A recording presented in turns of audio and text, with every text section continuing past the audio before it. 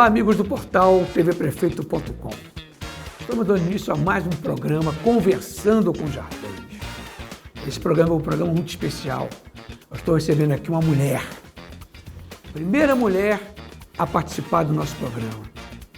Esse programa, você sabe que ele é um programa que a gente tem vários convidados, pessoal ligado à educação, à saúde, política, esporte, empresários, comunidade. Nós estamos convidando as pessoas de sucesso, as pessoas também simples, humildes, também o pessoal ligado à arte e à cultura. E nós estamos recebendo aqui uma pessoa muito importante, pessoa muito bacana aqui da nossa cidade, de Duque de Caxias, uma pessoa que tem uma história. Ela trata-se de Evanderlina Luana. Eu vou perguntar a você, Luana, é um prazer muito grande recebê-la aqui em nosso estúdio. Antes da gente falar, eu queria que você dissesse para mim, quem é Evanderlina Luana? Em primeiro lugar, boa tarde a todos e a todas. É uma honra estar aqui sendo entrevistado por você, Jardane de Oliveira, né? Aí eu continuo dizendo Jardane de Oliveira, o meu deputado. Opa, vai tanto tempo, né, Luana?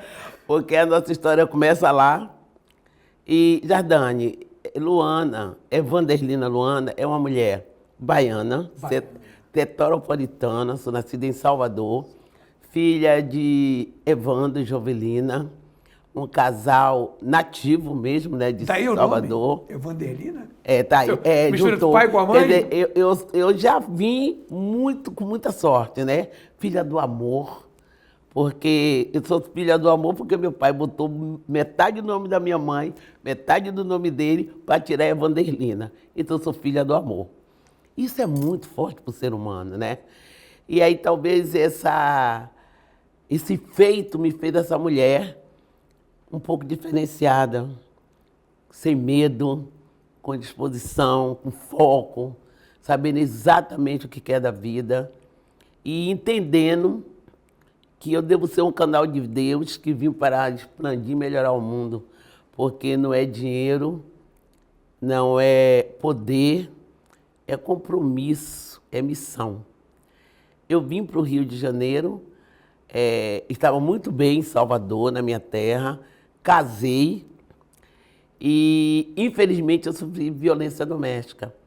E a violência doméstica é algo que, se você não se libertar, você vira saco de pancada. E eu sempre muito nova, eu venho de um local em Salvador, onde era normal homem bater mulher. Que isso? Era normal. E eu, muito nova, sempre fui indignada com isso. Eu lembro que eu tinha 7, 8 anos, eu falava com a minha mãe, se eu me casar e um homem levantar a mão para mim, nunca mais ele vai me tocar. E a minha mãe sempre falava, bate na boca, cuida de baiana, não fala essas coisas não. Eu falei, eu falo, eu não vou ficar. E ela sempre falava, seu pai sempre falava que mulher casou, separar até a morte. Aí você vê, meu papo era nesse nível, com 8 anos. Aí eu falava, não vai ser até a morte não. Se eu me casar e eu não for feliz no casamento, eu separo. E minha mãe já ficava apavorada com aquilo, né? Porque meu pai, casado com a minha mãe, 12 filhos. 12 filhos, eu sou a mais velha dos 12. Né? Quantos meninos, quantos homens? Era 2 homens e 10 mulheres. Então meu pai era aquela educação rígida, né? Um cuidado que as filhas não podiam fazer nenhuma besteira. E eu, como irmã mais velha, tinha uma responsabilidade de ser o exemplo para todas elas. E aí eu andava pior do que trem na linha, porque a coisa era muito rígida lá em casa. Mas com a minha cabeça sempre à frente do meu tempo. Enfim, casei e com 1 ano de casada eu sofri a violência doméstica 0800 até hoje. Não tem explicação por que ele fez aquilo. E eu cumpri o que eu falei quando eu tinha 8 anos de idade, lá atrás. Casei, ele me agrediu e eu esperei a hora boa e separei. A princípio fiquei em Salvador, né? Saí do bairro onde eu morava e fui morar num outro bairro, já estava com meu filho, que eu engravidei na lua de mel. E, infelizmente, no meu tempo se casava virgem, né? A virgindade hoje é uma piada, mas no meu tempo, se a mulher não fosse virgem, muitos homens até matavam na lua de mel. Casava, se não fosse virgem, eles até matavam a mulher. Então, isso é até engraçado pro tempo de hoje, né? As meninas aí ouvir isso. E eu achei, é uma das coisas que eu acho muito bom, no tempo de agora, ter acabado essa história de virgindade, do homem casar com a mulher, ela não ser virgem, ele queria até matar, né? Porque ele não é o primeiro. Então, isso tudo é uma educação que eu venho de berço, né? Eu aprendi isso na minha casa, a educação foi dessa forma, mas, paralelo a isso, eu tinha sempre o meu pensamento pessoal, a minha maneira de ser. Tanto que eu separo em Salvador, aí fui morar num bairro próximo, assim, como daqui, na Barra, fugi dele, e um dia ele descobriu aonde eu estava morando. Porque eu morava vamos dizer, Rio Vermelho, e trabalhava no melhor hotel de Salvador, como cabeleireira, que era o Hotel Meridia. Você era a sua profissão? Minha profissão. E aí eu era a bonequinha do Hotel Meridia, porque o dono do salão me vestia de africana e era o diferencial. Ainda não é essa coisa de afro, assim como tem agora. E eu ganhei muito dinheiro, muito, muito dinheiro. E estava muito bem na minha vida. Eu não pensava nem longe de sair de Salvador para vir para o Rio. E ele descobriu onde eu estava, por causa de uma entrevista que eu dei por um papel, uma pessoa, um artista famoso que eu atendi, que foi Alain Delon. Alain Delon. E aí Alain Estava hospedado lá no Estava hotel? hospedado no hotel e eu fui fazer o cabelo da esposa dele na suíte. E ele sai pelado do banheiro. E aí começou, aí eu fiquei apavorada com aquilo, vazou a história e saiu uma matéria no Jornal da Bahia. Aí da pessoa, com foto, com tudo, ele me achou. Aí ali foi o fim, ele me achou e foi atrás. Foi atrás, ele, meu ex, né? E aí foi atrás de mim e tentou me matar, porque ele tentou me estrupar, não conseguiu. E aí ele tentou me matar. E graças ao meu bom Deus, a minha espiritualidade me salvou. Deus em primeiro lugar e segundo minha espiritualidade. Peguei meu filho, em uma semana eu estava aqui no Rio de Janeiro. Chegou já aqui, da Baixada Fluminense? Não. Eu cheguei, fui para Jacarepaguá. Até chegar em Jacarepaguá e dormir na rua com meu filho, porque eu não sabia muito como eu tinha uma carta de uma amiga que morava em Jacarepaguá. Eu nunca tinha vindo no Rio de Janeiro assim, né, numa situação dessa. Eu tive até no Rio um tempo com a minha madrinha, que fiquei na Ilha do Boqueirão, Boqueirão, na Ilha do Governador, que é um local só de militar. É Ilha do Boqueirão, acho que é Boqueirão. E voltei para Salvador, ainda menina, né? E aí depois volto para o Rio em uma outra situação. Já com meu filho no colo, né? Primeira vez que veio a passeio, depois já veio É, praticamente fugida. Fugida, porque quando eu separo, que eu vou morar lá onde eu estou te falando que eu fugi e trabalhava no Meridia, já tinha meu filho que eu engravidei na lua de mel. Eu separei dele quando ele me agrediu, grávida. Aí teve todo um processo de voltar, e eu voltei com o pé atrás, jurando ali que eu não ia ficar. Quando meu filho nasceu, tanto que, assim, meu filho estava com 9 meses de nascido, quando eu separei pela segunda vez, porque a primeira vez eu voltei, porque eu estava com o bebê na barriga, e quando meu filho nasceu, eu separei de novo. Fui embora e ele foi atrás. E aí ele foi atrás, tentou me matar. Eu me salvei da situação e vim morar para aqui, para o Rio, com o bebê no colo. Meu filho tinha um ano e um mês por aí. Eu vim parar no Rio de Janeiro. Sem lenço, sem documento, né? Como diz o outro, né? E foi um sofrimento muito grande, muito grande, muito grande. Passei horrores, Mas atravessei todo esse mar deserto e depois dessa situação toda que eu passei, todas as dificuldades, todo o sofrimento, sem conhecer quase ninguém, né? Aí fui botar meu filho num abrigo para trabalhar, porque eu fui morar na casa dessa menina que eu conhecia lá em Salvador, que eu tinha uma carta, época de carta, né? Eu tinha uma carta com o endereço dela, que ela morava no Jacarepaguá. E aí eu fui para Jacarepaguá, perguntando a um e a outro, fui parar em Jacarepaguá, na casa dessa pessoa. Só que ela tinha um filho também, e o filho dela ficava em abrigo. E eu tive que botar meu filho em abrigo também, que é o Júlio. Meu filho está com 48 anos hoje. E ele sofreu muito no abrigo, que era um abrigo ali no Meia. Esse abrigo apagou da minha cabeça. Você quer no Meia, na esquina tem o quartel do bombeiro. Eu não sei direito, o nome do abrigo era São Roque. E eu tinha que trabalhar, eu trabalhava e tinha que ver ele de 15 em 15 dias. Com 15 dias que eu fui ver, ele estava com sarampo, recolhido na garganta, um buraco daqui a aqui, porque ele caiu do coisa, ele furou isso aqui, um febrão, que ele só abriu o olho assim. Aí peguei ele correndo, fui para o Salgado Filho, e ali foi uma loucura, vamos apagar muita coisa, porque o que acontece? Tirei ele do abrigo, comecei a trabalhar, pagar pessoas para tomar conta. Aí eu tinha que trabalhar e ter alguém para tomar conta dele. Morava de favor na casa dessa menina, que trabalhava, pagava, ajudava, né, que tem que ajudar. E, claro, e pagava a pessoa que tomava conta do meu filho.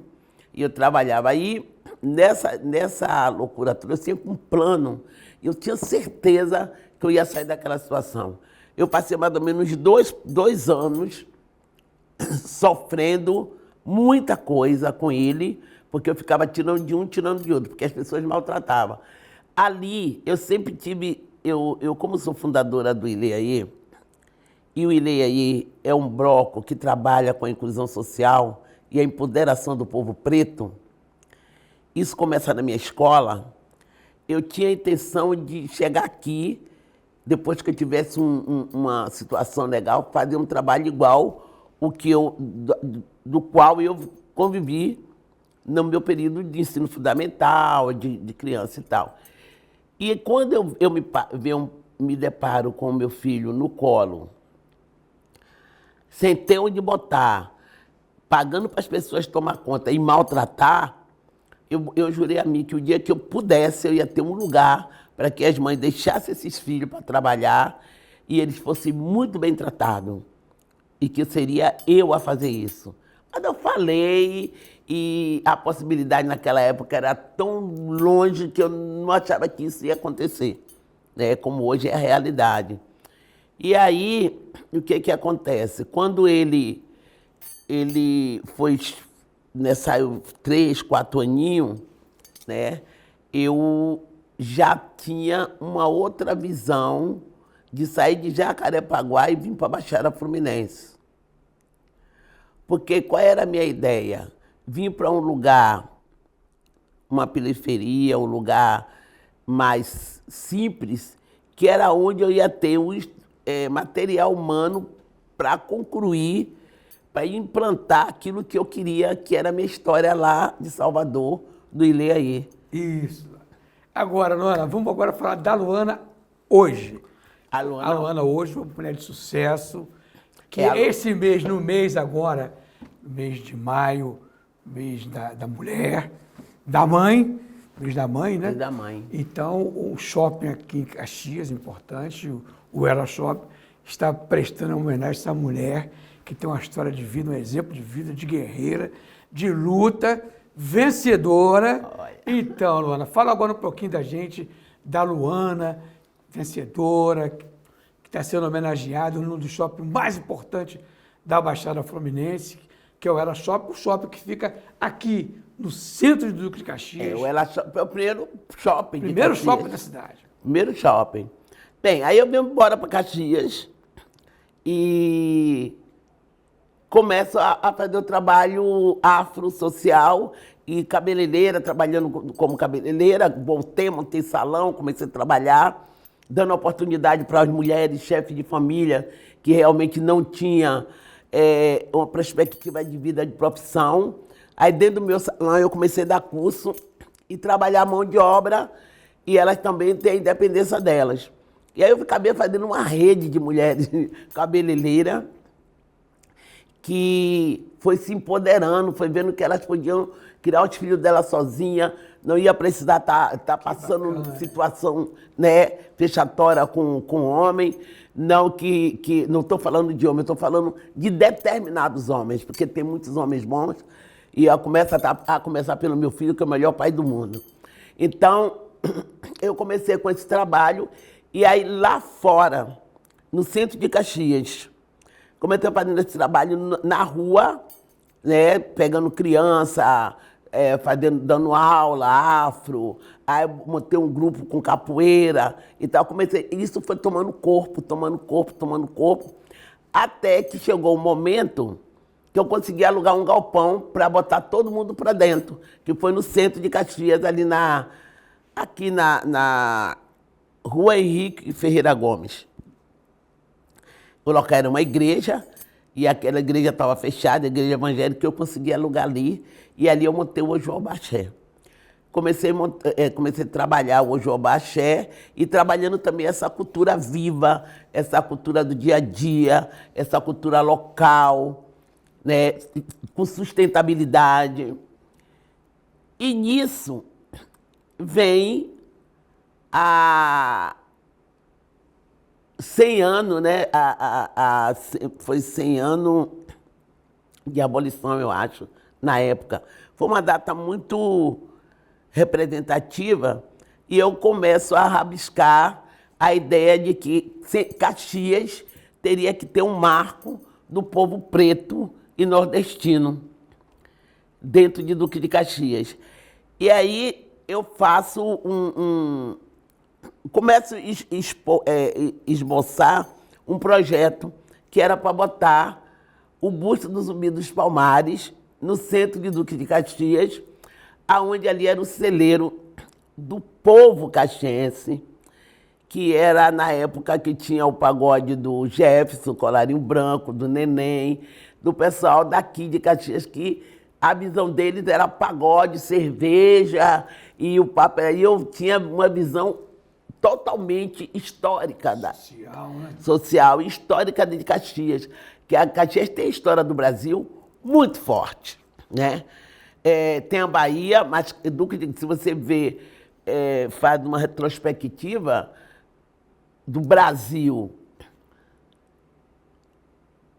colonial, né? Porque tem a questão dos colonizadores, quando eles buscam, né, o povo preto da África para ter a mão de obra aqui, e a gente tem a tristeza de, infelizmente, ter que dizer que quem traiu o povo preto foi o próprio povo preto, porque o colonizador, ele não entrava na África, ele não conhecia, ele não tinha como chegar aonde eles queriam, alguém foi lá e entregou, né? Infelizmente.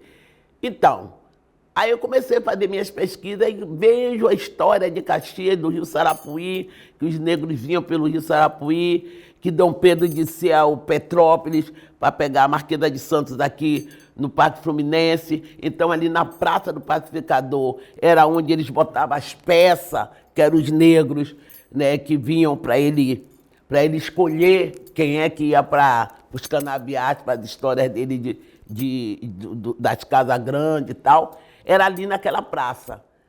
E aí eu fui vendo, falei, então, a história do Brasil tem uma parte muito forte aqui em Caxias. Aí tem Duque de Caxias, que é o deusado. Quem é representante do povo brasileiro? Porque Caxias, Zumbi, ele não é o representante do povo preto. Ele é representante do povo brasileiro. Do povo brasileiro. Entendeu? Então, ele tem uma representatividade muito forte com o povo preto, né, que agora não é negócio de negro, é povo preto, mas ele representa o Brasil, porque em Palmares ele aglutinou todo mundo que subia com a mesma proposta, pedindo socorro, tinha estrangeiro, tinha de tudo lá em Palmares. Negro, branco, índio, brasileiro, tinha de tudo, né? Ele colocou um Brasil dentro de outro Brasil. E aí, com essa história, eu disse, eu vou batalhar para que a gente possa ter o busto do Zumbi aqui nesse local, no calçadão, onde é o maior celeiro do povo preto, branco, que é pagode, que é essa mistura. E aí, eu procuro a Secretaria de Cultura, de Educação e Cultura, com um projeto na mão, e dou de cara com a Cândida, doutora Cândida, e eu não tinha máquina de escrever, e eu falei, eu tenho esse projeto aqui, assim, assim, assim, eu queria saber qual é a sua interesse, porque ela era uma mulher negra igual a minha, eu tinha que conversar com ela. E ela ficou doida com o projeto, não, vamos ver, vamos ver, vamos ver, e ela tinha um contato muito grande com o prefeito da época. Por acaso, o prefeito da época se chamava Gilberlan de Oliveira. É verdade. E Gilberlan de Oliveira, ela acabou de preparar o projeto e a essa altura eu tinha um contato muito forte, tinha o meu salão e trabalhava com Nélio Menezes, aquele teatro Procópio, né, que é ali na Rodoviária ainda existe, né? Ainda existe. Então, ele era meu coordenador, aí sentamos ali, vimos, ele falou, vou levar isso ao prefeito. E procuramos o prefeito, Gilberlan, ele abriu o projeto, se interessou na hora, era um momento político, né? Era um momento... Caxias estava saindo da área de segurança nacional. Momento primeira de... eleição, Primeira eleição, depois da ditadura militar. Foi o primeiro prefeito eleito. Primeiro prefeito eleito. E foi meu Deus do céu, tudo para mim é muito complicado, difícil assim mesmo, mas dá certo. E eu passava por um momento de um racismo estrutural terrível, terrível, e até ameaça de morte eu tive por causa desse projeto. Porque a elite, né, não admitia a elite. Do Zumbi, como vai botar um busto de um negro? Né? Que ideia, quem é essa mulher? De onde essa mulher vem? Ela vem da Bahia para cá para querer bagunçar os costumes de Duque de Caxias. E foi muito difícil, né? Foi difícil, mas um homem de palavra, que nessa época existia político de verdade, que se empenhava, e que a luta dele não era só para a elite, ele foi prefeito de todos. Ele foi prefeito de todos, né? E com essa fala, eu entendi que eu tinha que aguentar o que eu tivesse que aguentar, porque eu tinha uma mão forte me segurando, que era o prefeito. E eu tinha certeza que ele não ia soltar a minha mão, como não soltou.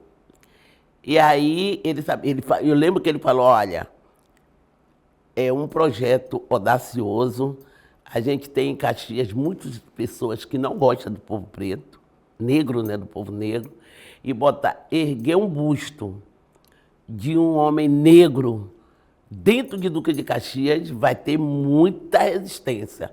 Eu falei, eu vou pagar todas elas. Desde que eles não me matem, eu vou aguentar, vamos embora. E aí foi foi inaugurado. Foi inaugurado. E foi colocado. No calçadão da Nilo Peçanha. E quem é que vai lá? Eu estava lá. Quem é que vai lá descerrar né, a cortar a fita, né? Isso. Senhor Jardane de Oliveira foi que inaugurou, que descerrou, né? É verdade. Então, a partir dali, eu tive a certeza absoluta que eu estava no meu caminho certo e que o caminho não ia ser fácil, mas que eu poderia seguir, porque o caminho era esse mesmo. Então, eu vou aí nessa altura, eu me mudo do lugar que eu morava, que era um lugar pequeno, e vou morar no Centenário, Porque a minha ideia era morar perto de um lugar que tivesse favela e morro, para eu fazer um trabalho de inclusão social. Quando eu chego ali, eu encontro a pessoa que era o comando da época, que Deus a tenha, era um menino novo, com ideias, né, de padrão de vida do lado que não era social. Porém, ele, ao descobrir que existia um trabalho social ali, e que ele nem sabia que era um trabalho social, que não existia nada ali no Centenário, ele respeitou. Ele respeitou.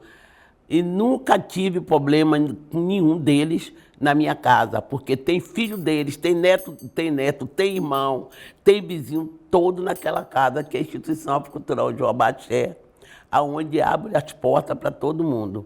E ali sim, eu consegui amenizar o Centenário, tirar ele das páginas policiais e botar nas páginas sociais. Porque o trabalho começou a crescer, e a crescer muito. A gente começa a atender as crianças diretamente, depois atender as famílias indiretamente, porque você não consegue fazer um trabalho social com a criança excluindo a família.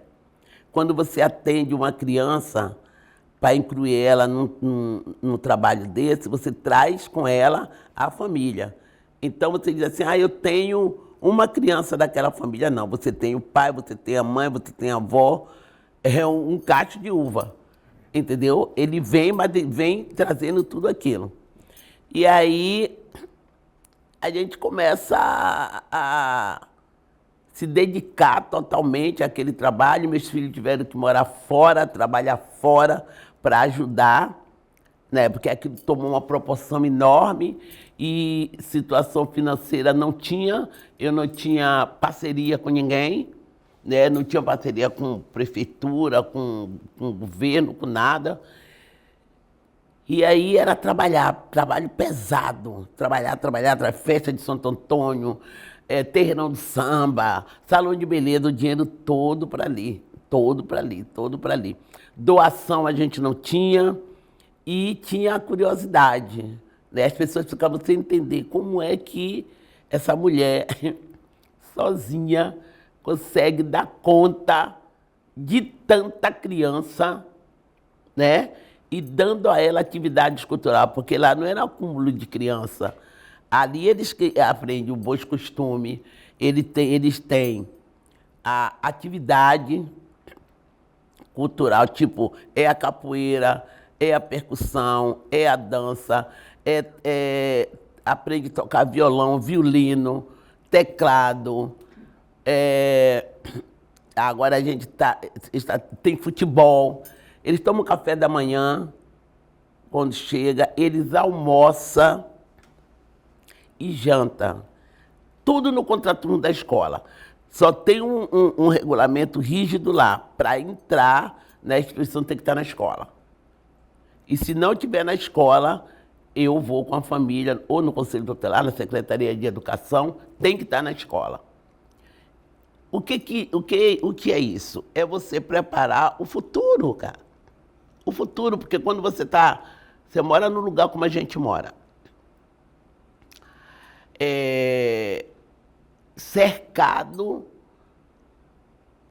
de todos os lados,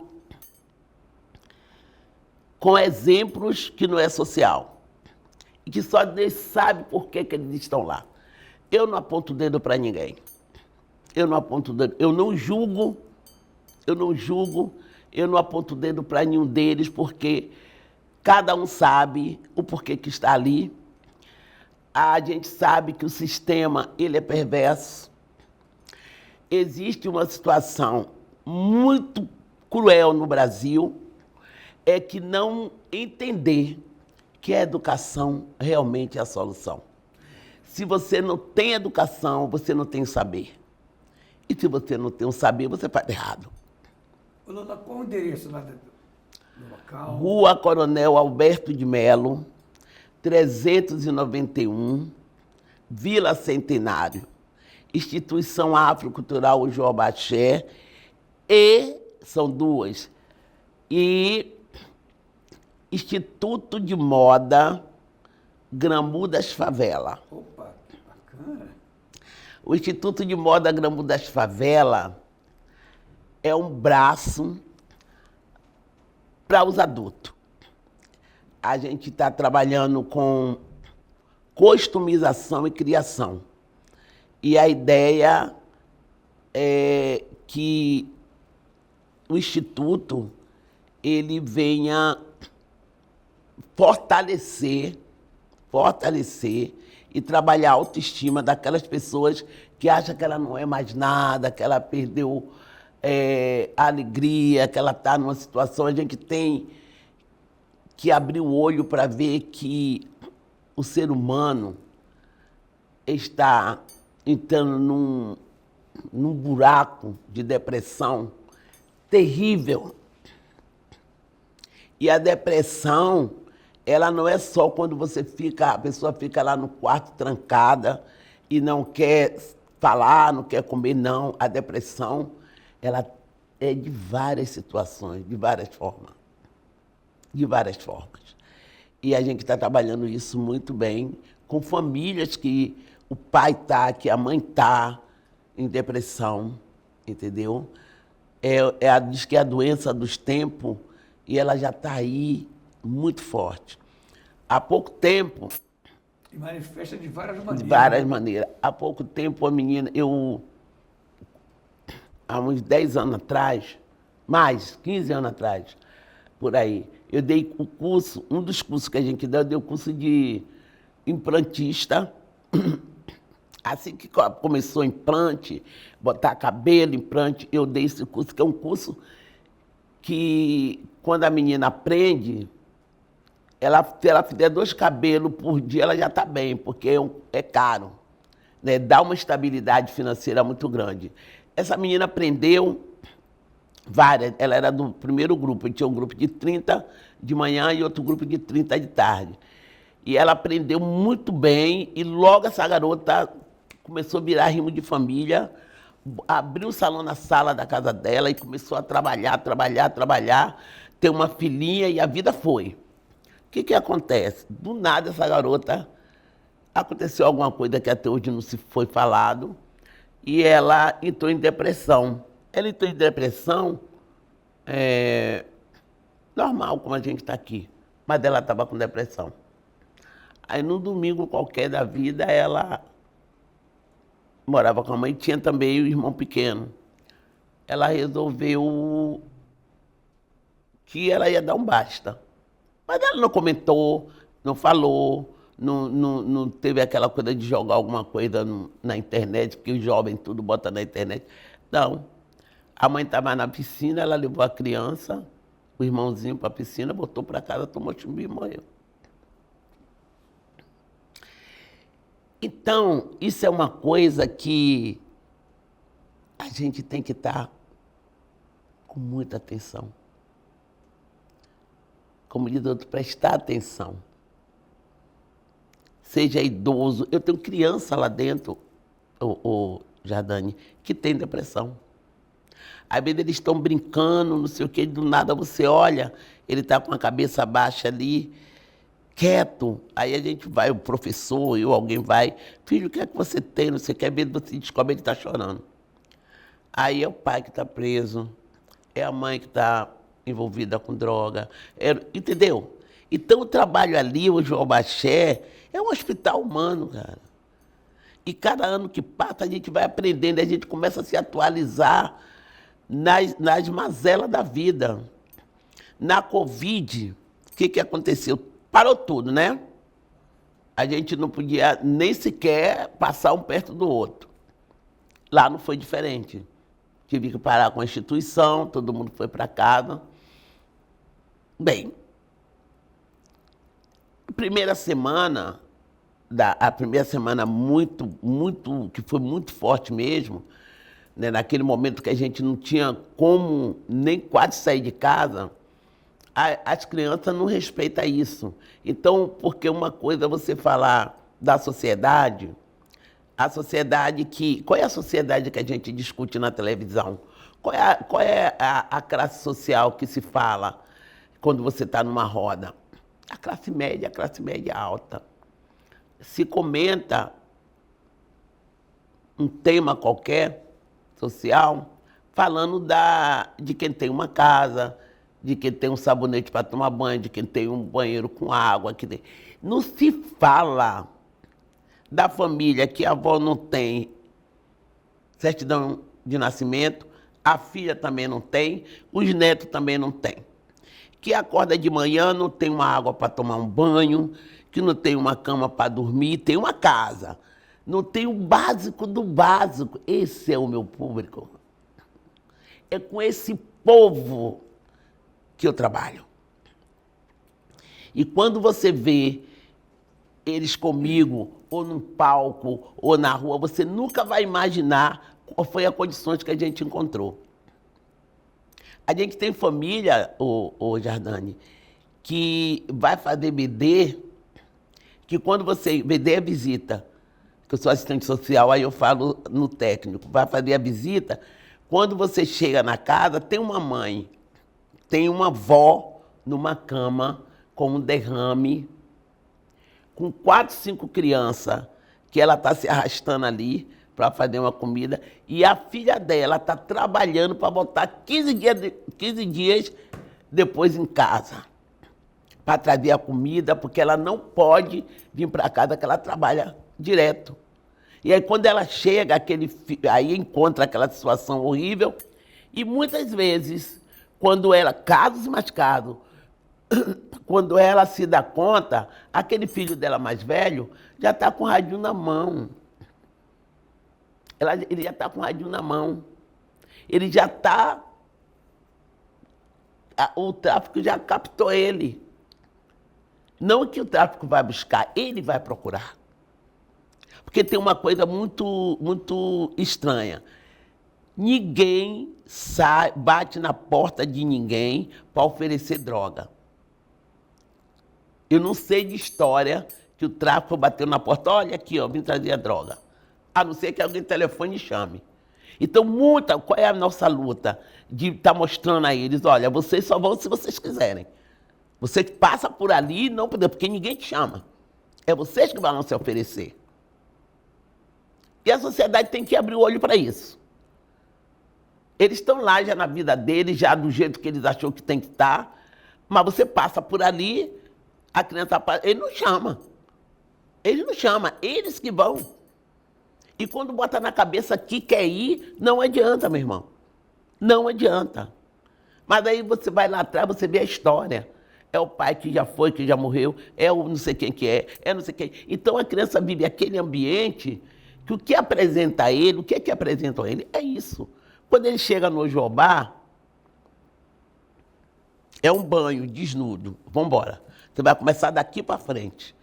E aí é um ano de luta, é 1 ano e meio, e você vai trabalhar, tem que ter paciência e tal. Daqui a pouco desperta o moleque que toca pra caramba, o moleque que joga futebol, o moleque que toca um violão, o moleque que canta, o moleque é bom de Muay Thai. Aí você desperta, você fala, caramba, meu Deus do céu. Transformou. Nossa, é muito rico isso. É muito rico. Por isso que eu digo, o glamour da favela é isso.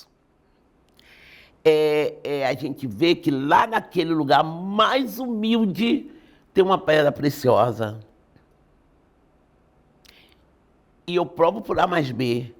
Qual é o maior glamour do Rio de Janeiro? Alguém pode me responder aqui? Qual é o maior glamour que a gente espera o ano inteiro para quem gosta? Que é lindo, que é glamouroso, que todo mundo... É o carnaval, na apoteose. Aquelas mãos de obra.